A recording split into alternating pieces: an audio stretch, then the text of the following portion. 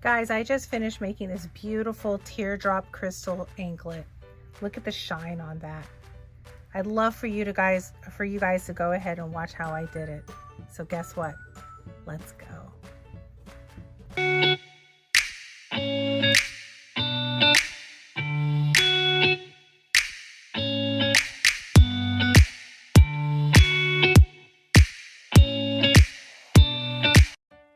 Hey guys, welcome to another episode of Be Chic DIY. Today we are going to be working on our clear crystal and gold teardrop anklet. Here's a copy of the work order. So go ahead and make a list of all the parts that you need. You can pause and play this video. And so the very first thing we're going to need is our black nylon coated stainless steel wire string. And if you've watched any of the previous videos, you'll know I love using the string because it's super durable and it protects against sweat and rust. So it's really a very like a waterproof, weatherproof type of string to use, especially when you're wearing it on your ankle or on your wrist and it's against the skin. And now this particular anklet is going to consist of the parts that you see here.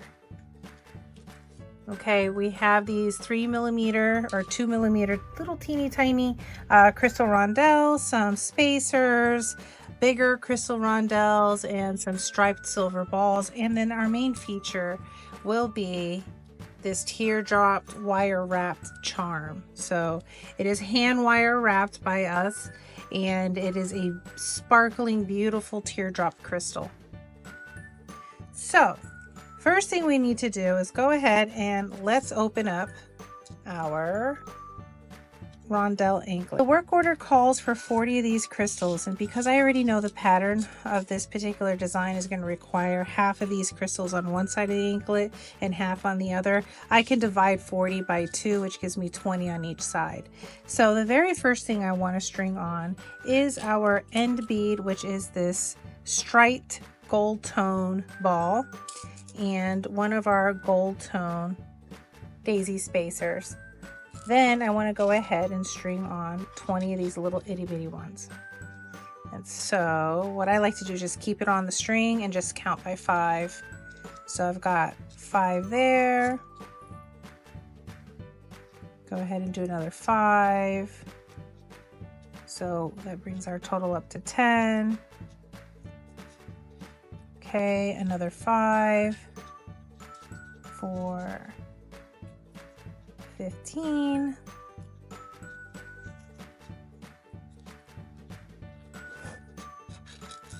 and then our last 5 for 20. All right. And now what I really like about these crystals is that they have what we call an AB coat. And an AB coat gives it that extra sparkle, gives this aurora borealis. That's what AB stands for, is aurora borealis. So like the northern lights, it gives this very sparkly, iridescent shine to them, almost like oil on top of water. It's a light rainbow finish. It's so pretty. All right, and now that we've got our 20 strung on, let's go ahead and move on to the rest of our pattern, which is going to require a striped ball, a gold tone daisy, and now we're moving on to our 8mm crystal rondelles. Same effect, they have an AB coat on them, they're just a little bit bigger. That's going to require 3, and then this pattern just requires what I like to call the sandwich, which is a daisy, a ball, and a daisy. All right, then another 3.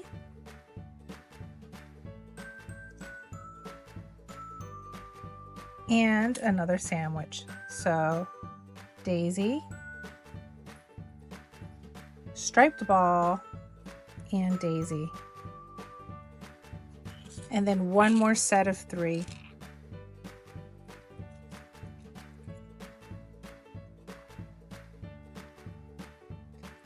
Okay, so this pretty much completes half of the pattern of the anklet here. As you can see, 20 crystals. Then we have 3 6mm crystals separated with some sandwiches. And now it's time to put on our charm. The really great thing about this anklet is that it's a simple pattern. This pattern here now repeats on the opposite end as a mirror, a complete mirror. So at this point, guys, I think it'll be safe for us to go ahead and do some lightning speed. Ready, set, go.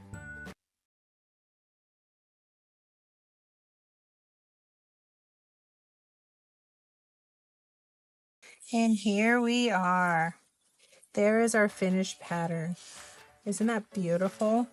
It's so sparkly and it's so chic. And so what we really need now is to go ahead and tie off these charms, or I'm sorry, this anklet. And so what we'll need to do is get a couple of our crimp beads ready to go. And as you can see, I already have the crimp beads here, and then I've got the clasp, and I've also got the extender chain. So now it's just a matter of putting it all together. So let's do it. First thing we're going to do is go ahead and get our crimp bead. Just go ahead and string it on just like that. Then we're going to go ahead and get our clasp. And actually, before we string that on, we always need to make sure that our clasp is working. There you go. You can see it's working. So let's go ahead and put on our clasp, fold over that string, restring that crimp bead onto both the tail and the main string like so. And let's go ahead and bring up a few buddies over here to join that crimp bead. We'll go ahead and restring this striped ball, the daisy, and then just a few of the crystals right behind it, just like that. And let's move it on up. We're going to move that on up, leaving about a millimeter or two gap right there. And then we're just going to get our flat nose pliers and crimp down on that crimp bead, just like that. You see? And then let's flip it over, crimp it again for good measure. There you go. And then we're going to go ahead and bring all the other beads to join as brothers and sisters on the other side. And what I like to do is just go ahead, instead of cutting that tail string, I like to go ahead and just hide that tail string with the other beads, just like that. Now, some people ask, well, why don't you just cut it? The problem with just cutting it too soon, if you don't hide it with the other beads, is that you run the risk of having some of your tail strings stick out of your anklet, and then that ends up rubbing up against your ankle, and it causes it to get irritated and itchy. So that's why we hide it. Now let's go ahead and repeat on the other side. We're going to cut. Let's get our crimp bead just like that. And I already have our extender chain fastened onto a gold tone jump ring just like that. We're going to string on the jump ring like we did with the clasp on the other side. Fold over that string, and let's go ahead and rethread the crimp bead onto the tail and the mane, that striped ball, that spacer, along with a few beads. Okay, just like that. All right. Now, the only difference here is we're not going to bring this all the way up close like we did on the last one. We're actually going to pull things down a bit, and I'm going to show you why. You see that gap? We need to close that gap. And the way you do that is you go and get your round nose pliers like this. You insert it into that loop and you crimp down. Okay? Then you let go of this and you just isolate the tail string by itself. So go ahead and grip onto the tail string by itself like so. And then you're just going to pull. Okay? Do you see how that happened? I pulled, and by pulling I was able to tighten up so there's no gap in that anklet now. And now I'm just going to go ahead and just kind of wiggle around with it to make sure I get a good tight finish on the end of that. And then I release. I release that round nose plier, and this is ready to be crimped. All right, let's flip it around for good measure. And there we go.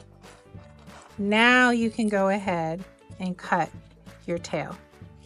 And you want to make sure you get up in there really good against that crystal. You don't want to snap the main line. You just want to go ahead and get that tail, but you want to get right against that flush side of the crystal, okay, and snap it off. Cut that part off. So that way you can make sure that tail is not sticking out, you see?